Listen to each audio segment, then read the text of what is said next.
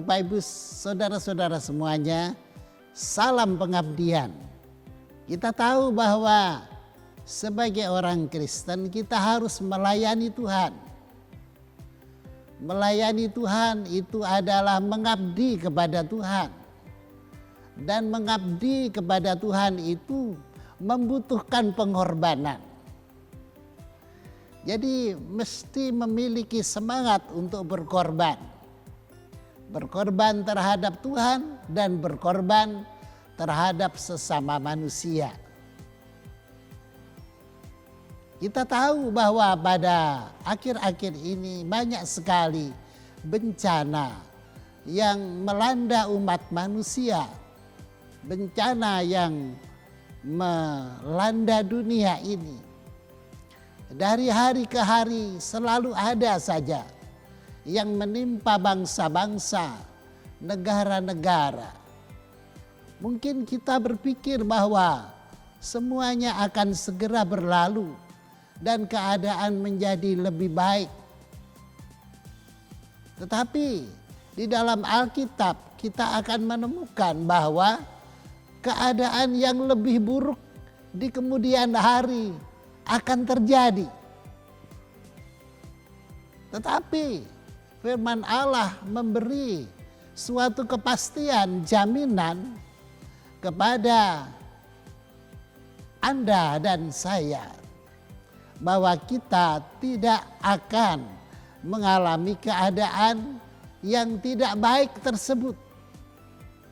Oleh sebab itu optimislah. Jangan ada yang menjadi kecil hati apalagi putus asa.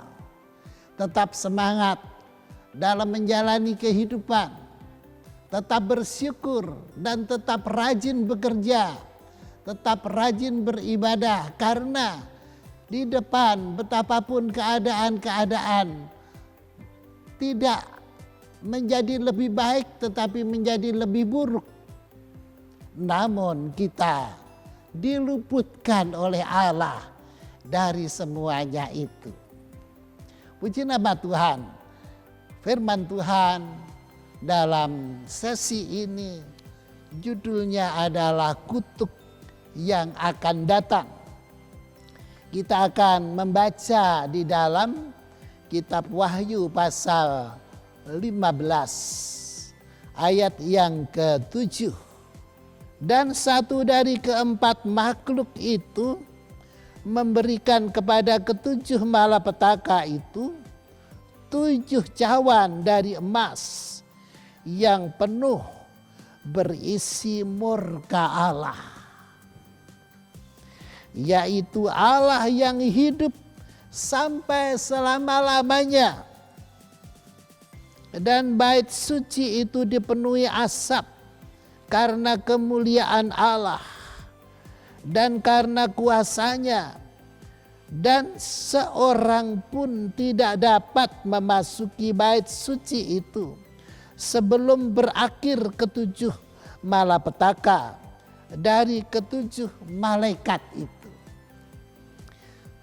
Para pendengar semuanya yang saya hormati dan yang dikasihi oleh Allah, itulah sesungguhnya yang terjadi, yang akan datang, yang telah diketahui oleh Allah atau bahkan telah dirancangkan oleh Allah, oleh sebab Dia mengetahui apa yang harus dilakukannya.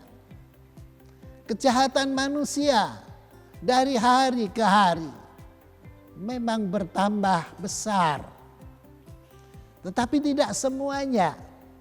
Sebagian manusia kebaikannya juga semakin hari semakin besar. Itu sebabnya di dalam ayat Alkitab dituliskan bahwa yang cemar akan menjadi semakin cemar, tetapi yang kudus akan menjadi semakin kudus. Allah adalah Allah yang maha adil, dan inilah merupakan salah satu penghiburan bagi kita, saudara-saudara. Allah adalah Allah yang maha adil. semua dosa pasti dihukum. Dan dosa-dosa manusia yang jumlahnya tidak terhitung banyaknya, semuanya telah ditanggung di atas pundaknya Tuhan Yesus Kristus. Sehingga barang siapa yang percaya kepadanya tidak dihukum. Tetapi yang tidak percaya akan dihukum. Berbahagialah saudara-saudara yang telah dipanggil dan dipilih oleh Allah menjadi anak-anaknya, dan telah ditetapkan untuk pergi dan pergi berbuah-buah, dan buahnya itu tetap. Seperti di dalam kitab Injil Yohanes pasal 15, Tuhan Yesus mengatakan, bukan kamu yang memilih aku, tetapi akulah yang memilih kamu dan menetapkan kamu. Saudara-saudara, jadi ke depan, di samping ada pesimisme yang semakin nyata, terdapat juga optimisme yang tidak bisa padam. Jadi mari kita pastikan diri kita berada pada bagian optimisme tersebut. Bukan karena kebaikan kita sebagai manusia yang berdosa ini, melainkan hanya karena kebaikan Allah saja. Allah Maha Baik. Itu sebabnya Dia telah memilih saudara dan saya untuk ditetapkan menjadi anak-anaknya dan untuk diberi warisan. Warisan yang kekal, yaitu rumah di dalam sorga. Tuhan Yesus telah berfirman, aku inilah jalan, kebenaran, dan hidup. Siapapun tidak akan bisa sampai kepada Bapa kalau tidak melalui aku. Sesungguhnya aku pergi kepada Bapa untuk menyediakan tempat bagimu. Dan apabila sudah selesai, aku akan kembali dan menjemput kamu, supaya di tempat mana kamu berada, di tempat mana aku berada, di sana pun engkau juga berada. Ini adalah suatu jaminan, saudara-saudara. Jadi di tengah-tengah keadaan dunia yang seringkali tidak menentu, bahkan bisa dipastikan ke depan akan semakin tidak menentu, kita memiliki jaminan, kita memiliki kepastian keselamatan di dalam Tuhan Yesus Kristus. Berikut ini saudara-saudara akan saya ajak melihat bagian-bagian penting dalam kitab Wahyu menyangkut apa yang sudah kami sampaikan di depan, yaitu tentang pesimisme dan tentang optimisme. Kitab Wahyu pasal yang ke-8, saudara-saudara. Di sana Allah menunjukkan adanya meterai-meterai. Dan kemudian yang berhak membuka meterai. Jadi ada suatu gulungan kitab di dalam sorga itu yang diikat dengan meterai sehingga tidak bisa dibuka. Jadi rahasia di dalam tidak bisa diketahui. Dan di dalam sorga dinyatakan di kitab Wahyu itu tidak ada seorang pun yang layak untuk membuka meterainya. Sehingga Rasul Yohanes yang ketika itu diangkat ke sorga untuk melihat peristiwa-peristiwa yang akan datang itu, dia pun sangat sedih. Tetapi seorang malaikat berkata kepadanya, jangan sedih. Karena singa dari suku Yehuda itu, dialah yang layak membuka meterai-meterainya. Yang dimaksud singa dari suku Yehuda itu tidak lain adalah Tuhan Yesus Kristus. Maka Tuhan Yesus membuka meterainya. Dan ada kejadian-kejadian yang sangat luar biasa. Kejadian-kejadian yang akan datang itu sudah dilukiskan pada waktu itu oleh Allah di depan mata Rasul Yohanes. Dengan tujuan supaya Rasul Yohanes mencatat, menulis. Dan memang betul dia melakukannya, dia menulis, dia mencatatnya di dalam kitab masa depan, yaitu kitab Wahyu. Kitab eskatologis. Di dalam Alkitab itu ada 2 kitab eskatologis, yaitu kitab Daniel dan kitab Wahyu. Maka Rasul Yohanes menuliskannya di kitab eskatologis, yaitu kitab Wahyu. Di antaranya seperti yang sekarang sedang kita bicarakan. Di dalam kitab Wahyu pasal 8 ada 7 meterai dan ada 7 malaikat yang membawa 7 sangkakala. Saudara-saudara, ketika meterai itu dibuka, ketika sangkakala itu ditiup, maka terjadi malapetaka di atas muka bumi. Jadi patronnya masa yang akan datang itu sudah dibuat oleh Allah.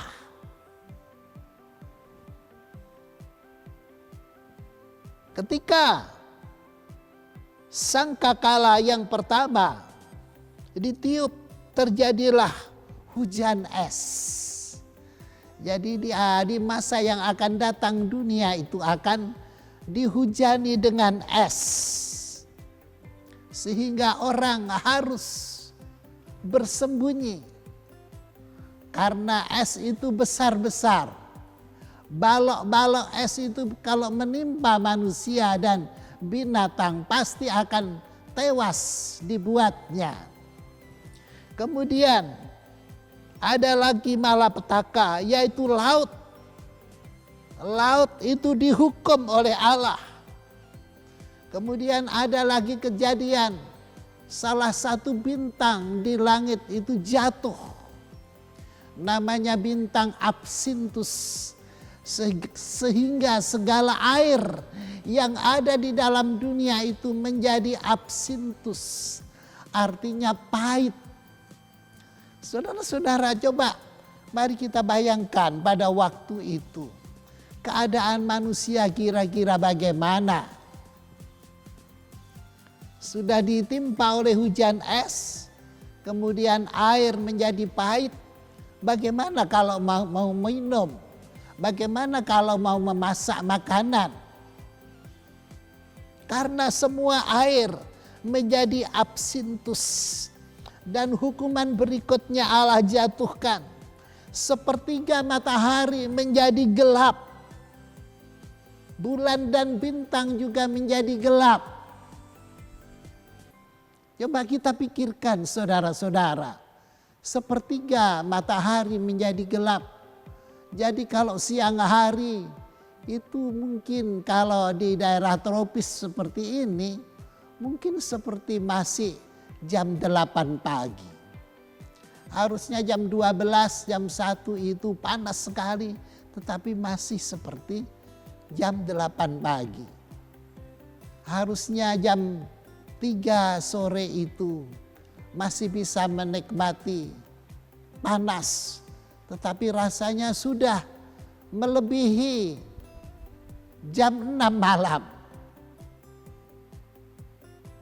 Saudara-saudara sekalian, jadi keadaannya sudah sangat menggelisahkan.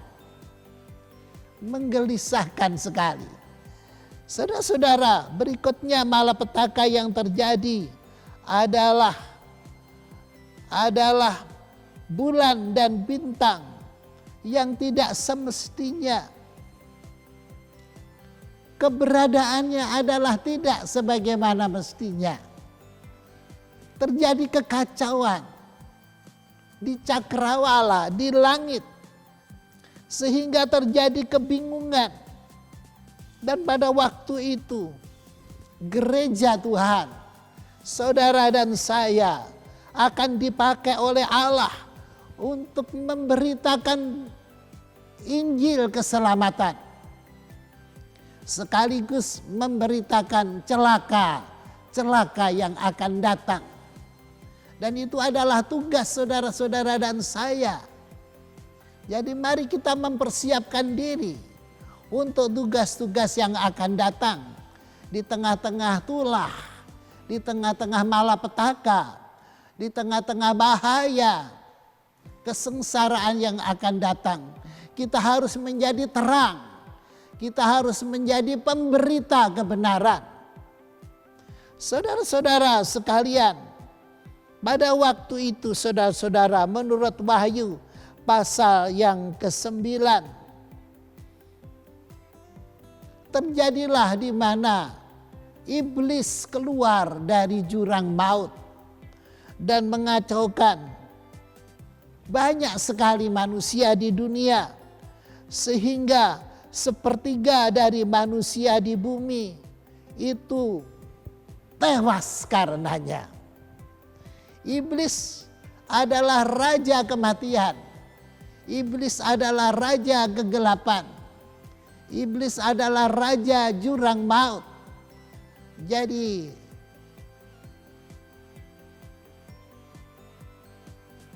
kegemarannya adalah membunuh.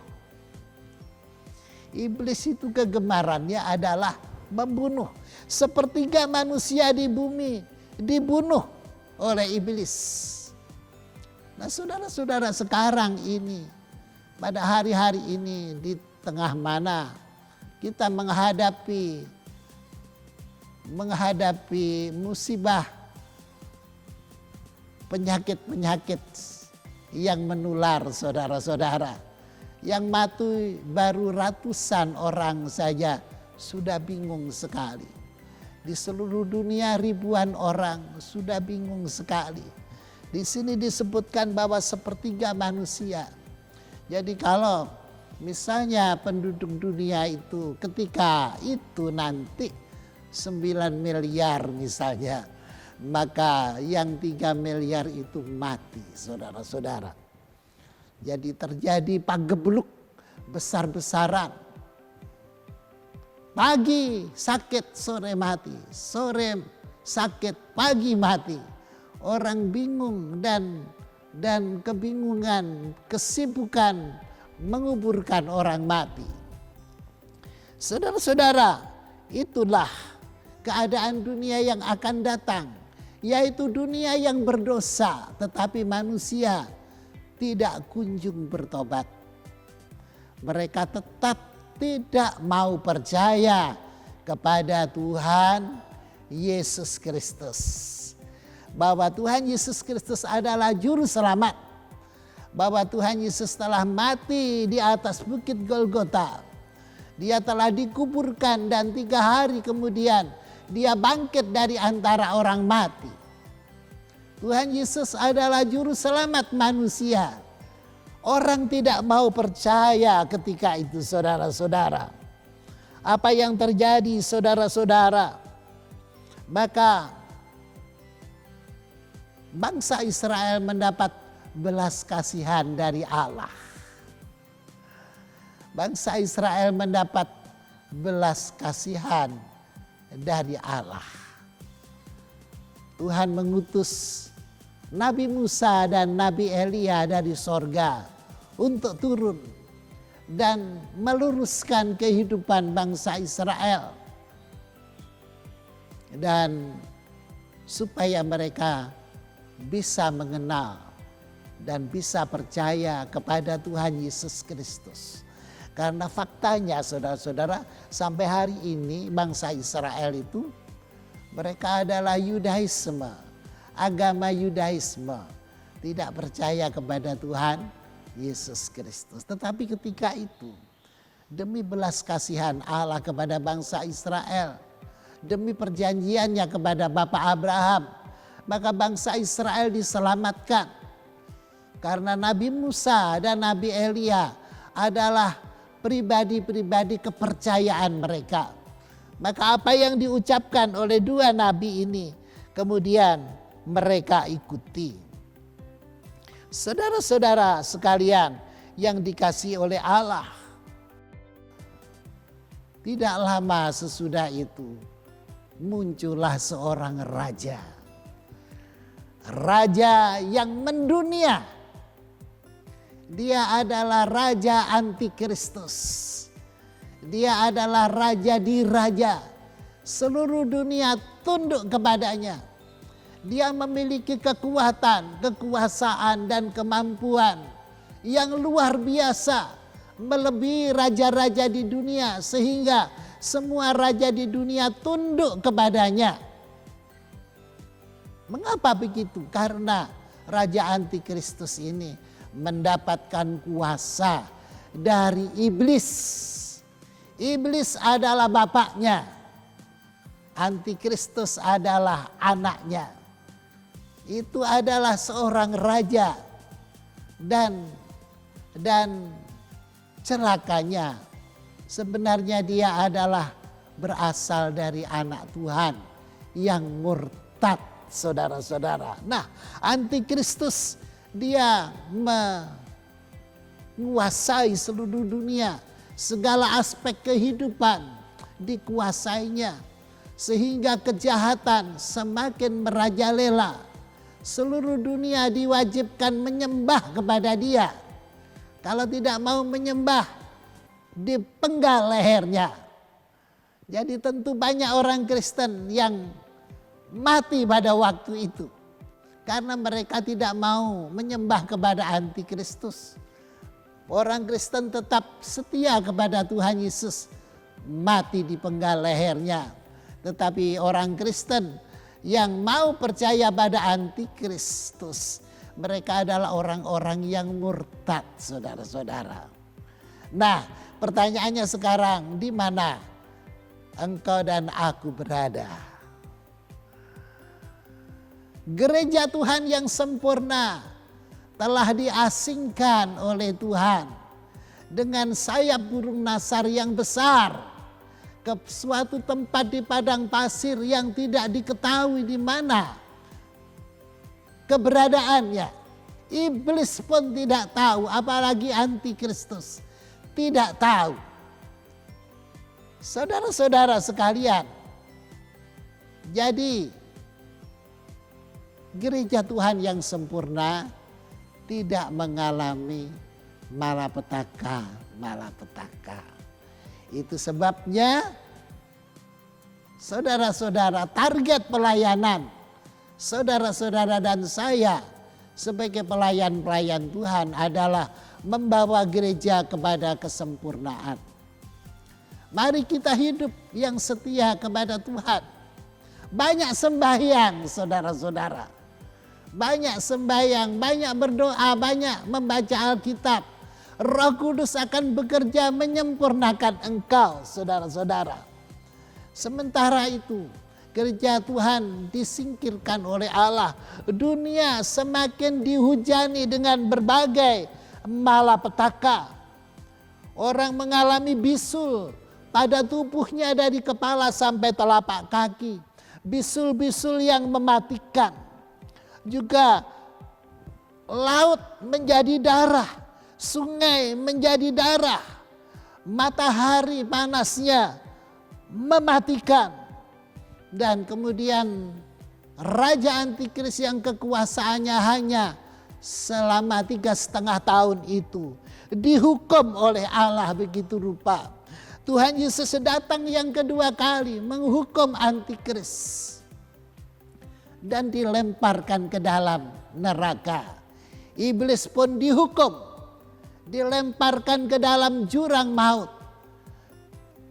Suatu jurang yang lubangnya tidak punya dasar. dan kemudian ditutup saudara-saudara, dimeterai. Antikris sudah tidak ada, iblis sudah tidak ada, artinya dosa tidak ada, hukuman tidak ada, tulah tidak ada. Dunia menjadi dunia yang baru.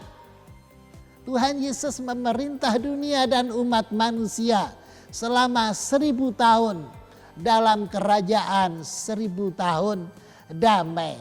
Disitulah anak-anak Tuhan yang setia akan berada selama 1000 tahun. Tidak ada tulah apa-apa. Tuhan Yesus datang yang kedua kali, saudara-saudara. Orang-orang yang mati dalam Tuhan dihidupkan kembali dalam tubuh yang baru.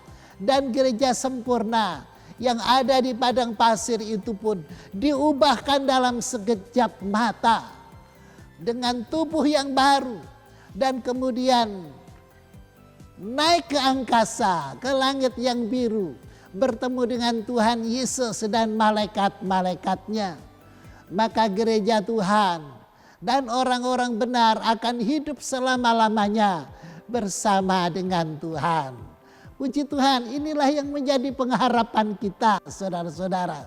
Jadi sekarang, saudara-saudara, mari kita bersabar. Betapapun banyak malapetaka yang telah menimpa dunia, dan pada waktu-waktu yang akan datang juga justru akan semakin banyak. Tetaplah setia kepada Tuhan Yesus Kristus. Puji Tuhan. Salam kesetiaan, salam Pantekosta, salam pengabdian. Tuhan memberkati saudara-saudara semuanya. Akhirnya kembalilah lagi. Segala pujian dan hormat kemuliaan hanya bagi Bapa di sorga sampai selama-lamanya di dalam namanya Tuhan Yesus Kristus. Puji Tuhan, haleluya. Tuhan memberkati.